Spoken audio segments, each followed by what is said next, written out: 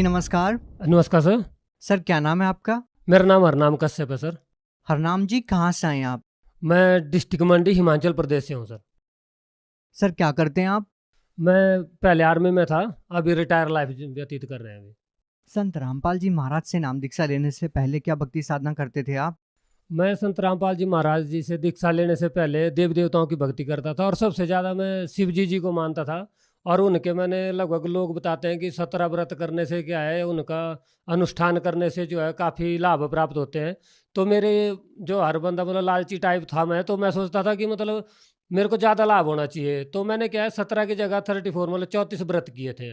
और 34 के बाद मैंने अनुष्ठान किया। और जैसे सोमवार, मंगलवार, वीरवार, शुक्रवार, जन्माष्टमी, शिवरात्रि और नवरात्रि के व्रत में कभी भी जिंदगी में नहीं छोड़े।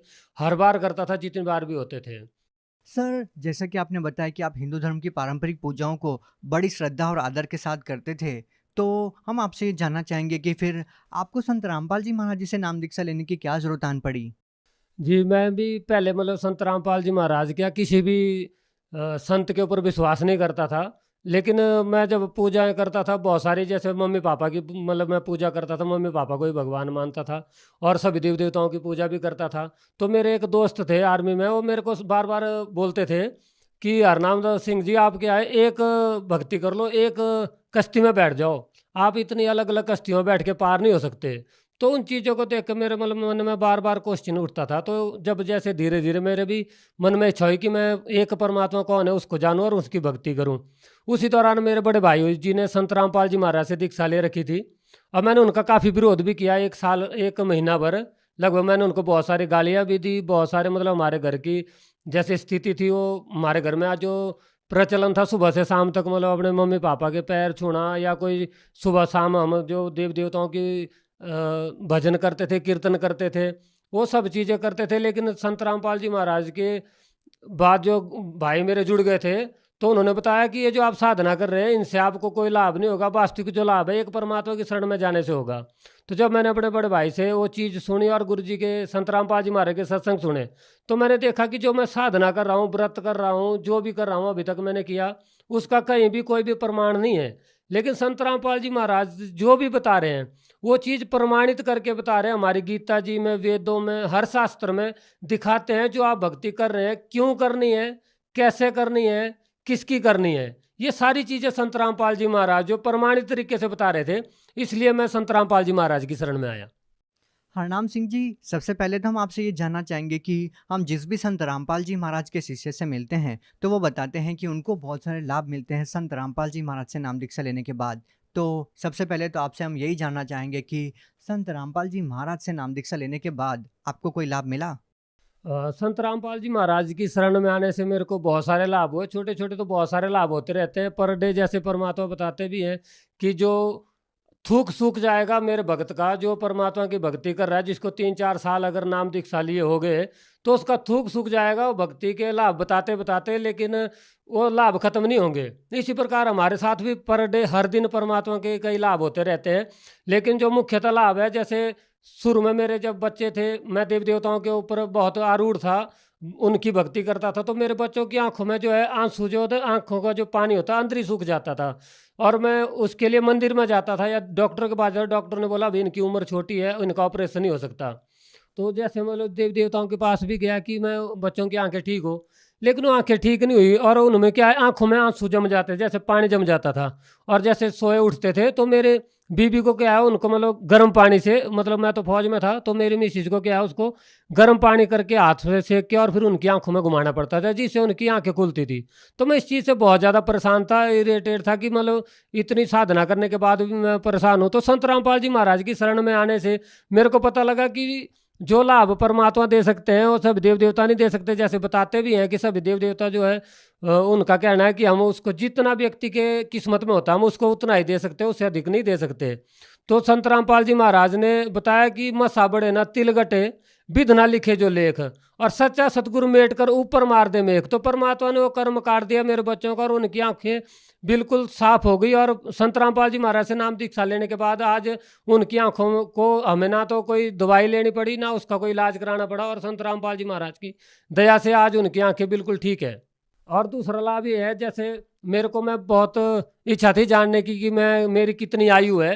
तो इंडिया के, मैं बोलूँगा इंडिया के जितने भी मान मेन मेन जगह है, जितने बड़े बड़े पंडित हैं, मैंने लगभग जहाँ भी मेरी पोस्टिंग रही तो वहाँ पर मैं पंडितों से पूछता था कि मेरी आयु कितनी है। अलबत्ता वो बताते नहीं थे ज़्यादातर, लेकिन मैं फिर भी उनसे पूछता था कि मेरी कोई ऐसा कोई दुख नहीं है, टेंशन नहीं है, मैं चाहता हूँ कि मेरे को मैं मरने से पहले अपने जो इच्छा है, मेरे जो काम है, मैं पूरे कर जाऊँ।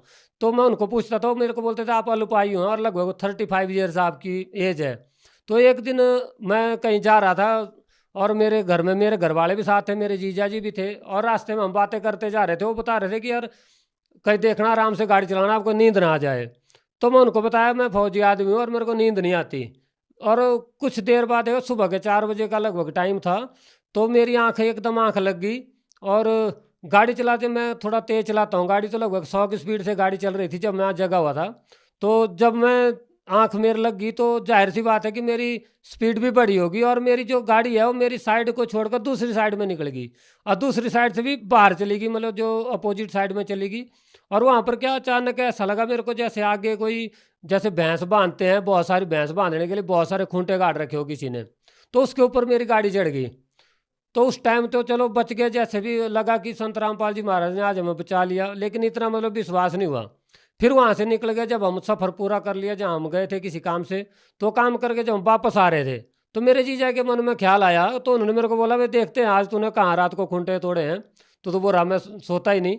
तो जब वापस ही आए तो हमने वहाँ पर पूरा चेक किया था, जैसे जब गए थे तो पूरा चेक किया, कहाँ घर है, खेत है, या मतलब कोई गाँव है, वो हर चीज़ चेक की थी। जब वापस आए तो वो जगह सेम थी, लेकिन वहाँ पर वो जगह नहीं थी जहाँ पर मेरा एक्सीडेंट हुआ, जहाँ पर मेरी गाड़ी चढ़ गई।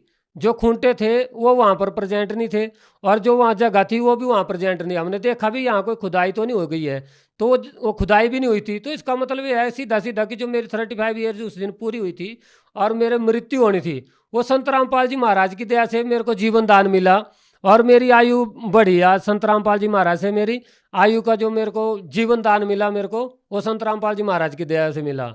और जैसे एक बार मैं फौज में भी था, तो फौज में एक ऑपरेशन हुआ हमारा, तो उस दौरान क्या हुआ कि मिलिटेंट्स के साथ, जैसे आतंकवादियों के साथ हमारा आमना सामना हो गया। तो उसमें संत जो मेरे साथ वाले थे, अचानक जैसे फायर खुला तो मेरे साथ वाले 2 व्यक्ति थे, जो 2 जवान थे, उन दोनों को गोलियां लगी, मेरे साइड साइड वालों को। संत रामपाल जी महाराज ने वहाँ पर मेरी रक्षा करी। मैंने संत रामपाल जी महाराज को याद किया। संत रामपाल जी महाराज जैसे बताते हैं कि कोई भी कठिनाई, कोई भी मुश्किल, बड़ी से बड़ी मुश्किल अगर आपको आती है, तो आपने जो भक्ति बताई है, जो नाम सुमन के लिए बताए हैं आप लोगों को, उसका सुमन करना है, आपकी रक्षा होगी। तो उसी प्रकार मैंने संत रामपाल जी महाराज का नाम लिया, और आज मैं आपके सामने खड़ा हूँ और इंटरव्यू दे रहा हूँ, तो ये संत रामपाल जी महाराज की वजह है, जो उन्होंने मेरे को 2-2 बार जीवन दान दिया है, मेरे को जीवन रक्षा करी मेरी। हरनाम सिंह जी, पहले आप जो पारंपरिक पूजा करते थे, उन साधनाओं को करने के बाद भी आपको कोई विशेष लाभ नहीं मिला, और आपने बताया कि संत रामपाल जी महाराज से नाम दीक्षा लेने के बाद आपको बहुत सारे लाभ मिलने लगे। सर, हम आपसे ये जानना चाहेंगे, क्या पहले जो साधनाएँ आप करते थे, क्या वो साधनाएँ आपने ठीक से नहीं की, इस वजह से आपको लाभ नहीं मिल रहा था? या फिर संत रामपाल जी महाराज से नाम दीक्षा लेते ही आपको लाभ कैसे मिलने लगा? सर, क्या कारण है? ऐसा नहीं है कि पहले हमने जो साधनाएं ठीक से नहीं की। साधनाएं जो हम पहले भी ठीक कर रहे थे, लेकिन जो साधना हम कर रहे थे वो शास्त्र विरुद्ध थी। हम शास्त्रों का ज्ञान नहीं था हमें, जैसा किसी ने बताया। हम किसी मंदिर में गए तो किसी पंडित ने बोला भाई यहाँ से आपको लाभ हो जाएगा, हमने उस पर आरूढ़ रहे। जैसे देव देवताओं के मंदिर में हम जाते थे, किसी ने बोला नैना देवी में चले जाओ, तो हम नैना देवी चले गए। किसी ने बोला आप वैष्णो देवी चल, तो वहाँ पर आपको ज़्यादा लाभ मिलेगा। तो जैसे हम वैष्णो देवी गए तो वैष्णो देवी जी भी चले गए किसी के बोलने से, लेकिन किसी के बोलने से चले गए, हमने उसका कोई निर्णय नहीं किया, क्योंकि हमें खुद को कोई जानकारी नहीं थी। संत रामपाल जी महाराज की शरण में आने से लाभ इस ऐसे होने लगे, क्योंकि संत रामपाल जी महाराज जो भी ज्ञान देते हैं वो शास्त्रों के अनुसार देते हैं। संत रामपाल जी महाराज बताते हैं कि जो हम शास्त्रों के विरुद्ध साधना करते हैं, उससे ना तो हमें कोई सिद्धि मिलती, ना कोई मोक्ष प्राप्त होता। तो जो संत रामपाल जी महाराज साधना बताते हैं, आज जैसे मैं पहले मंदिर में भी गया, मस्जिद में गया, गुरुद्वारा में गया, चर्च में गया, और शिव जी के अन्य को व्रत किए, सभी देव देवताओं के व्रत किए, उनसे मेरे को कोई 1% भी मतलब बोलते उसको लाभ नहीं प्राप्त हुआ। लेकिन संत रामपाल जी महाराज की शरण में आने से आज मेरा जीवन जो है खुशहाल है, मेरे बच्चे खुश हैं, और गुरु नानक देव जी की एक वाणी है जिसमें बोला है कि घर सुख बसया बाहर सुख पाया। तो आज मेरे घर में सुख ही है संत रामपाल जी महाराज की दया से। तो आज मैं कहीं भी हूँ, परमात्मा की दया से कहीं भी जाते हैं तो खुश हैं, और संत रामपाल जी महाराज से की दया से सारा जो मेरा जीवन है उसमें बहुत परिवर्तन आया, सारे खुशहाल हो गया। हरनाम सिंह जी, जैसा कि आपने बताया कि संत रामपाल जी महाराज से नाम दीक्षा लेने के बाद आपका जीवन खुशहाल हो गया, आपके जीवन में बहुत सारे बदलाव आए। सर, हम आपसे जानना चाहते हैं कि आप हिमाचल प्रदेश से बिलोंग करते हैं। हिमाचल को देवों की भूमि कहा जाता है और हिंदुस्तान संतों की भूमि है। तो सर, आपको नहीं लगता कि किसी और संत से आप नाम दीक्षा लेते तब भी आपको इतने सारे लाभ मिल सकते थे? और संतों से अगर मैं नाम दीक्षा लेता तो मेरे को लाभ प्राप्त नहीं होते, क्योंकि पहले भी मैं सभी जो साधना है वो कर ही रहा था। और जैसे जागोपंथ से भी पहले नाम दीक्षा ले रखी थी हमने, तो कोई ऐसा कोई विशेष वो मंत्र नहीं बताते थे। और मैं शिव जी के व्रत करता था, और जो नौ नवरात्रि के व्रत करता था वो व्रत मैं ऐसे करता था कि सुबह से शाम तक एक पानी की बूंद भी नहीं पीता था। अभी इससे अच्छी साधना और कौन कर पाएगा कि मतलब जो पानी भी ना पिए, सुबह से शाम तक एक बूंद ना पिए, और 9 दिन ना पिए, 9 दिन में सिर्फ एक टाइम खाना खा के और बस जीता रहे। तो इतनी साधना मैं करता रहा, फिर भी मुझे मतलब 1% भी किसी लाभ नहीं हुआ। और मेरे को हमेशा जहाँ भी जाता था ये सुनने को मिलता था कि आप प्रारब्ध कर्म है, आपको पिछले कर्मों से जो पिछले कर्म आपने किया उसकी वजह से आपको हानि हो रही है। लेकिन संत रामपाल जी महाराज की शरण में आने से, उनकी जो शास्त्र अनुकूल भक्ति है उसको करने से आज मेरे को इतने लाभ मिले। मेरे बच्चे ठीक हैं, मेरा परिवार खुश है, और मैं आज खुश हूँ, आपके सामने खड़ा हूँ, जीवित हूँ, क्योंकि संत रामपाल जी महाराज ने मेरे को जीवन दान भी दिया है। सर, हम बहुत सारे संतों महंतों से मिलते हैं और उनके सत्संग प्रवचनों में सुनते हैं कि प्रारब्ध के कर्म तो भोगने से ही समाप्त होते हैं। वो तो आपके पिछले कर्म होते हैं, किया कर्म तो आपको भोगना ही पड़ता है। तो इन सब चीज़ों के बावजूद आपको संत रामपाल जी महाराज जी इस तरह के लाभ कैसे दे सकते हैं? देखिए, जो प्रारब्ध बताते हैं, जैसे मेरे को भी पहले मैं कई जगह गया हूँ और मेरे बच्चों की जो प्रॉब्लम्स थी उसके बारे में कई संतों ने, कई देव देवताओं ने मेरे को बोला कि पिछले कर्म है आपको काटने पड़ेंगे। जैसे मैं अन्य भक्ति कर ही रहा था, तो संत रामपाल जी महाराज भी समय एक ऐसे संत हैं जिनका कहना है कि अगर प्रारब्ध ही भोगना पड़ेगा तो हमें भक्ति क्यों करनी। तो संत रामपाल जी महाराज विश्व के एकमात्र संत हैं जो प्रारब्ध को बताते हैं। अगर हम शास्त्र अनुकूल भक्ति करते हैं, शास्त्र अनुकूल भक्ति ना करने से हमें प्रारब्ध भोगना पड़ेगा। लेकिन संत रामपाल जी महाराज जो शास्त्र अनुकूल भक्ति देते हैं, विश्व में एकमात्र संत हैं जो शास्त्र अनुकूल भक्ति देते हैं। और उनका कहना है कि अगर शास्त्र अनुकूल भक्ति आप करेंगे तो आपके प्रारब्ध भी कट जाएंगे। जैसे मैं खुद इसका एक प्रमाण हूँ, जहाँ पर मैं जाता था मंदिर में, मस्जिद में, मेरे को बताया जाता था कि आपके प्रारब्ध कर्म आपको भोगने पड़ेंगे। फिर संत रामपाल जी महाराज की शरण में आने से मेरा प्रारब्ध कहाँ गया? पहले जो मैं साधना कर रहा था वो शास्त्र अनुकूल ना होने की वजह से मेरे को उससे कोई लाभ नहीं प्राप्त हो रहा था। लेकिन संत रामपाल जी महाराज ने जो शास्त्र अनुकूल भक्ति मेरे को बताई उससे मेरे को ये लाभ हुआ। और आज आपके सामने मतलब जो हर चीज में मेरे को प्रारब्ध भी कट गया परमात्मा की दया से। और संत रामपाल जी महाराज जो बताते भी हैं, अपनी वाणियों के द्वारा भी बताते हैं बार बार कि बेटा आपको प्रारब्ध भी कट सकता है, और आपका जो मसा बढ़े ना तिल घटे, विद ना लिखे जो लेख, और सच्चा सतगुरु मेट कर ऊपर मार दे मेघ। तो संत रामपाल जी महाराज ने आज हमारे प्रारब्ध कर्मों में वो मेघ मार दी, वो कील लगा दी वहां से उसके जा। और हमें आज जो पिछले पाप थे वो ना भोग कर हमें क्या है, खुशियाँ, आज खुशियाँ ही खुशियाँ हमारे घर में संत रामपाल जी महाराज की दया से होगी, जो अन्य संत नहीं दे सकते थे। सर, आपने बताया कि हिंदू धर्म की पारंपरिक पूजाओं को आपने बड़ी श्रद्धा के साथ किया है और शायद ही आपकी तरह कोई कर पाए। तो आज जो लोग इन्हीं साधनाओं में आरूढ़ है, इन्हीं साधनाओं में लीन हैं, उन लोगों को आप क्या कहना चाहेंगे, क्या संदेश देना चाहेंगे?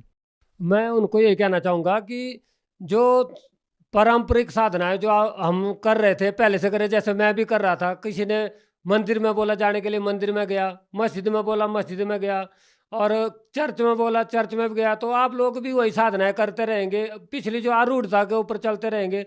लेकिन मैंने जो इतनी साधनाएं की उनसे मेरे को 1% भी लाभ नहीं मिला। तो मैं सबको यही संदेश देना चाहूँगा कि आज समाज जो है पढ़ा लिखा है, किसी को बरगलाया नहीं जा सकता। और जो संत हैं जो बता रहे हैं आज की डेट में, वो उनका ज्ञान देखिए, और संत रामपाल जी महाराज के प्रवचन सुनिए, हमारी गीता जी में, वेदों में उनके अनुसार तो बता रहे हैं। और लोग बोलते हैं हिंदू धर्म के, तो संत रामपाल जी महाराज हिंदू धर्म के ग्रंथों को दिखा दिखा के बता रहे हैं कि किस प्रकार की हमें साधना करनी चाहिए, कौन से अध्याय में, कौन से श्लोक में क्या लिखा है, हर चीज बता रहे हैं। तो मैं यही चाहूँगा कि जो शास्त्र अनुकूल साधना संत रामपाल जी महाराज बता रहे हैं, आज पढ़ा लिखा समाज है, आप अन्य संतों का जो अनुभव है उसको देखें, और संत रामपाल जी महाराज का जो ज्ञान संत रामपाल जी महाराज वेदों में, गीता में दिखा रहे हैं, उनको मैच कीजिए, और संत रामपाल जी महाराज के सत्संग देखिए, और फिर देखिए किस प्रकार जिंदगी बदल जाती है और किस प्रकार जो हमारे प्रारब्ध के जो कर्म है वो करते हैं और संत रामपाल जी महाराज किस प्रकार लाभ देते हैं। अगर कोई व्यक्ति संत रामपाल जी महाराज से नाम दीक्षा लेना चाहता है तो वो उनसे नाम दीक्षा कैसे ले सकता है? आज संत रामपाल जी महाराज की दया से सभी प्लेटफॉर्म में, चाहे आप फेसबुक है, यूट्यूब है, या ट्विटर है, किसी भी प्लेटफॉर्म में आप सोशल मीडिया के माध्यम से आप कहीं भी देख सकते हैं। सत्संग आते हैं, उसमें नीचे संत रामपाल जी महाराज के जो मोबाइल नंबर चलते हैं, वहाँ पर आप उनको मोबाइल नंबर में कॉल करके अपने ही जिले में, आपको कहीं दूर जाने की जरूरत नहीं है, अपने ही जिले में नाम दीक्षा प्राप्त कर सकते हैं। जी बहुत बहुत धन्यवाद।